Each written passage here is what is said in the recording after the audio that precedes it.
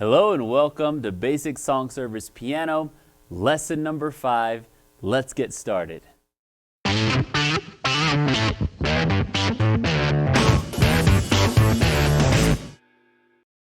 All right, you made it to lesson number 5. Congratulations to those of you who have pressed in, who have gotten to this point. And in today's lesson, I want to take it a little further, as always.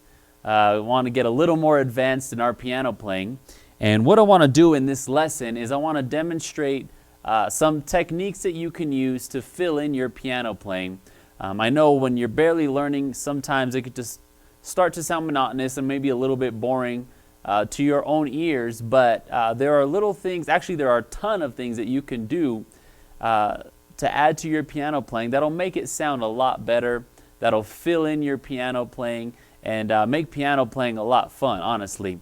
And I'm going to show you just a few of the things that I like to include when I play piano, and you guys can take these things and practice them and add them to your own piano playing. This is just an introduction to a more intermediate level, I guess you can say, but something, like I said, to help you out in your piano playing. All right, so with that, let's get started. All right, so here we go.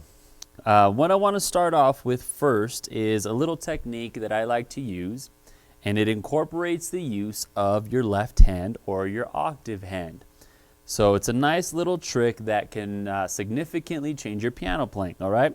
So, for example, I'm going to play the chord of C, a C major chord, and I'm going to have the same chord on my left hand, all right? So the trick that you can implement here to add to your piano playing is what you'll notice here is on my right hand, you have my 1, 5, and 8. The 8th note here is a G, all right? So if you look at your left hand, your index finger generally falls exactly on that 8th note, on that 8th key in your chord, all right? So here you have your C, G, and C. So what you can do to make your piano playing sound a little more full is simply roll through that octave, all right? And I'll demonstrate just like this. So I'm playing a C. I can just play my C chord just like this. I can include this note. Generally, I like to just leave it as the open octave with nothing in between. But when I'm playing a song, what you can do is you can roll it.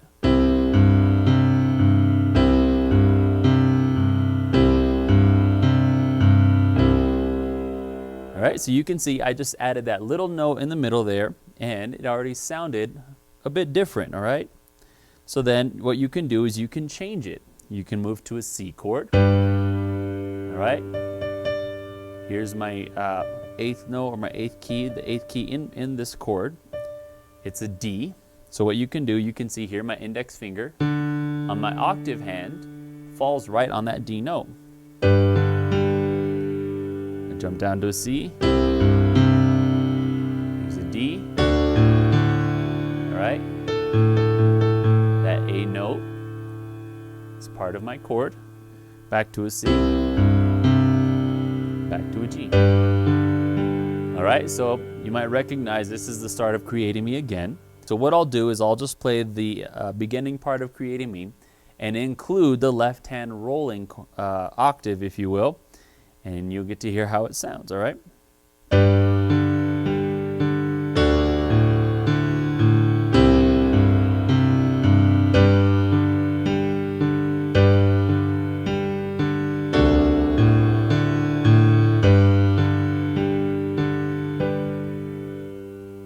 So there you go. That's something that you can add for starters is practice using your left hand.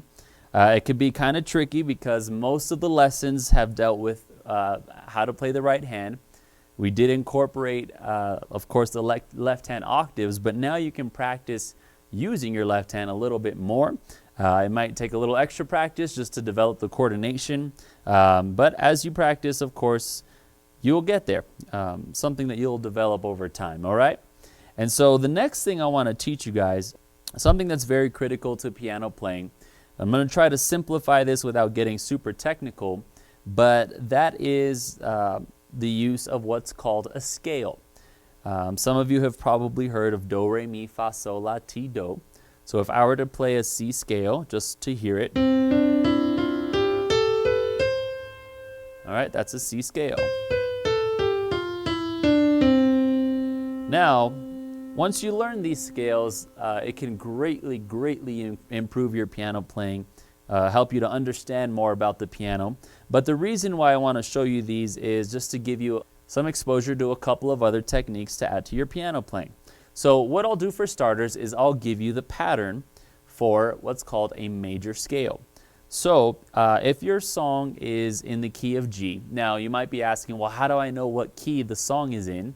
The best way to identify what key the song is in is either the first chord of the song or usually the very last chord of the song. When the song comes to an end, what chord is being played? Because generally it will resolve or come back to the root chord, all right?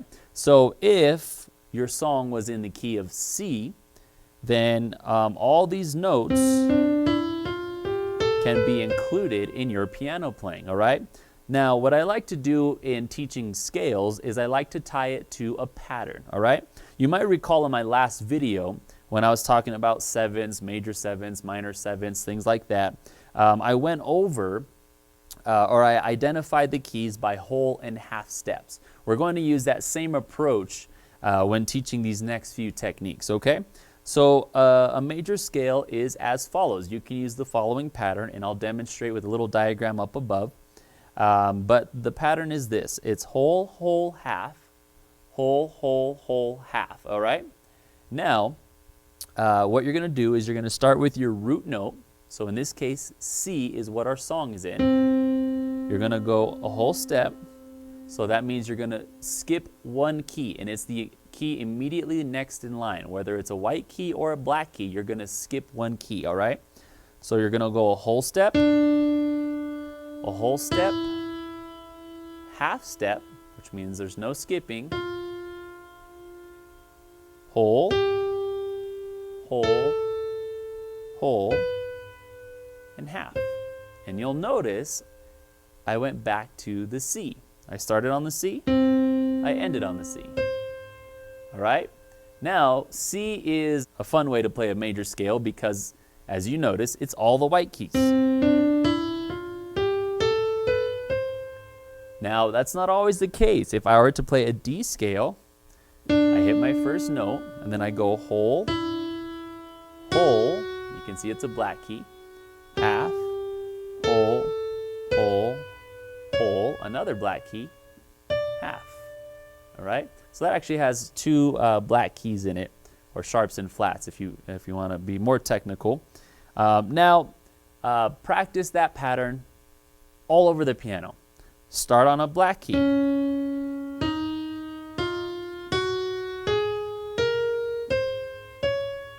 All right, that's called a C sharp major scale. I know your brain might be smoking after a little while, but as you practice these, get familiar with the patterns. One thing that you can do just to kind of expedite this process is pull your music. If you have a listing of music and what key your songs are in, that's even better because you can quickly identify the majority of your songs, what key they're played in. So, for example, we have a listing here in our church in Santa Fe, and I can easily tell you that most of our songs are in the key of G and the key of F. So if I know my G scale and my F scale right off the bat, I'm already a step ahead when it comes to adding technique to my piano playing, okay? So learn that pattern first and build on that, all right? So now that we have that pattern locked in, what you can do is you can begin to incorporate that into your piano playing, okay? So Creating Me has been the popular song throughout these videos, so we're going to stick with that. Now, what I'm going to do is going to play a little bit of that song, but what I'm going to do is I'm going to add a few extra notes in there that will fill in the piano playing, okay? Now, what you can do is what we'll do is we'll identify each note by number, okay? 1, 2, 3, 4, 5, 6, 7, 8. It's really high up, so I'll bring it down. Here's the G again. 1, 2, 3, 4, 5, 6, 7, and 8. All right, so I know that all of these notes I can play in the song Creating Me when I'm filling in. All right, so what I'll do is I'll play the song, and then what I'll do is I'll play around with the second note in the G scale and the fourth note in the G scale. So you might recall we kind of used those before to play a G2, a G suspended, some really nice sounding chords, but now you can kind of roll through them to add to your piano playing, all right? So I'll show you how to do that. Now, when I transition to my D chord and my C chord as part of the song Creating Me, I'm going to stick to those same notes, all right? All those notes that I identified as valid notes for this song, even when you switch, you can play variations of those notes to fill in your piano playing, okay? So here's the song Creating Me with some extra fills.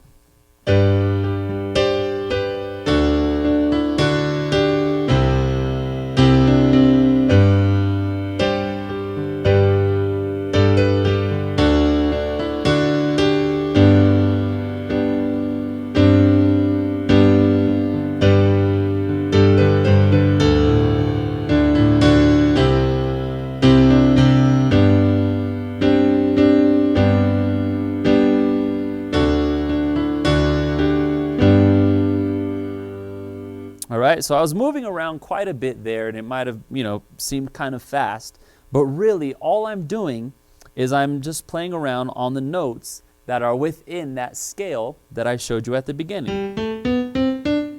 The G scale, every single note that I was playing around on was tied or was in the confines of that scale. I wasn't playing any notes outside of that scale. And so one thing you may have also noticed is my hand position shifted a couple times. Well, what I did is I went from playing a standard chord position of 1, 5, 8, and I switched to an inversion. So I still know that these notes are in my G scale, so I just shifted down and I kept it that way.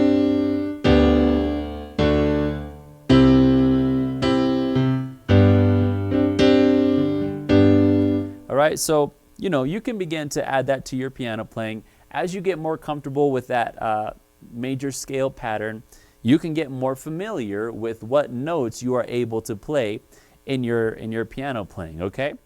So one of the things that you can also add is just basically running through your first, few notes and even running them back down in some cases. So for example, if you're playing a G, what you can do, you know that G, A, B, C, and D are all in the G scale.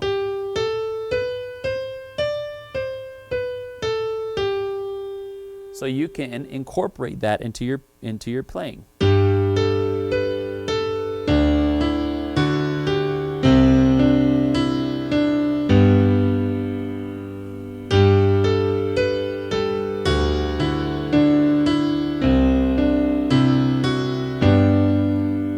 So all I was doing was just running up and down, depending on what chord I was playing, the first 3 notes. Sometimes you can stretch it to 4. Sometimes you can kind of speed up your playing, and you can include all 5 notes into your piano playing, all right? The final thing I want to show you that you can incorporate into your piano playing is basically singing the song with the notes on the piano. Now, if you know your scale, one of the quickest things to identify is the song will usually fall into the parameters of that scale. So if you were playing, let's say, Creating Me, we played in the key, I demonstrated in the key of G. What you can do is you can begin to play the song with the notes on the piano.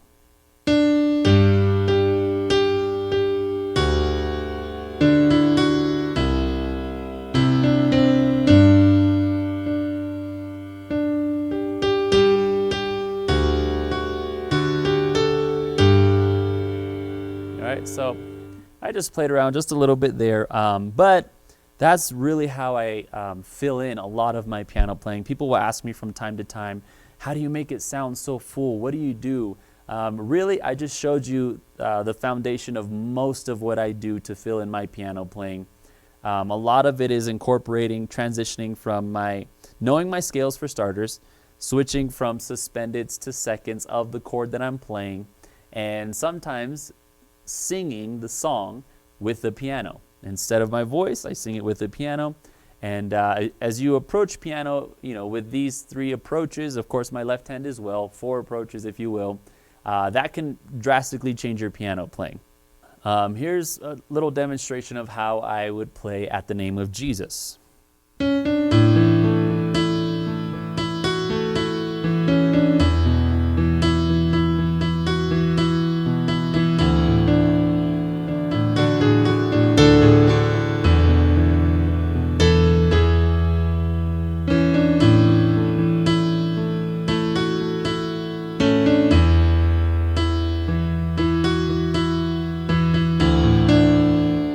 So there you go. Hopefully you're able, if you know the song, of course, hopefully you're able to recognize the melody of the song and sing along with it. But again, that's just how I play piano. And so showing you just the things that I incorporate into my piano playing in hopes that it'll help you. There's tons of other little things that you can include in that.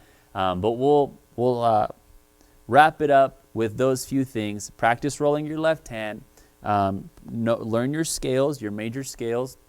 Move all over the keyboard, pick a random note, and practice that pattern, whole, whole, half, whole, whole, whole, half.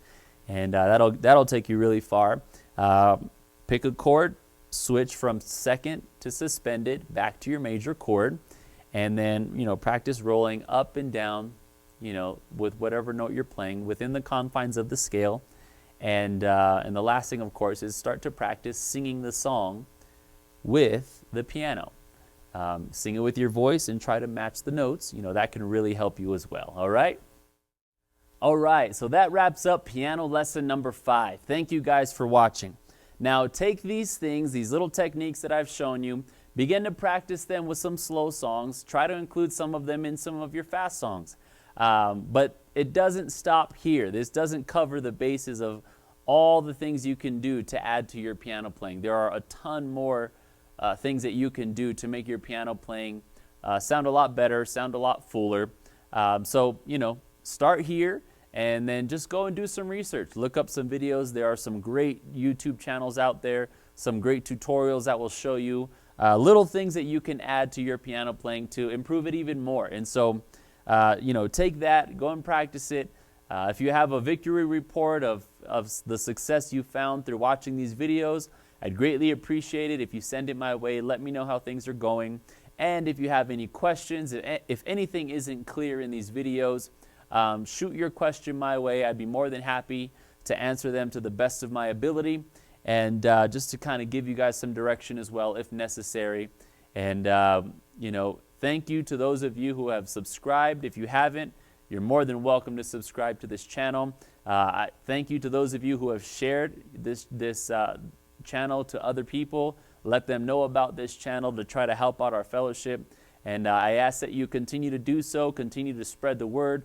Let people know that this resource is here to help their song services, to help music, for Pioneer churches, for churches throughout our fellowship, really. But thanks again for watching, and I hope this really helps you guys out. This does conclude the basic piano lessons. We'll stop at 5 lessons. I hope that's enough to get you guys on your feet to be able to play piano for song service. If anything isn't clear, like I said, shoot questions my way. And this doesn't mark the end of piano videos. I might release some piano-related videos from time to time in the future as this channel continues to grow and progress. And so stay tuned for that. I'm also going to be launching some other type of material here in the near future, so stay tuned for that as well. Some exciting stuff that I hope will help you all out. And with that, we're going to bring it to a close. Thank you again for watching, subscribing, liking, all of that stuff. I greatly appreciate it. And we'll see you guys on the next video.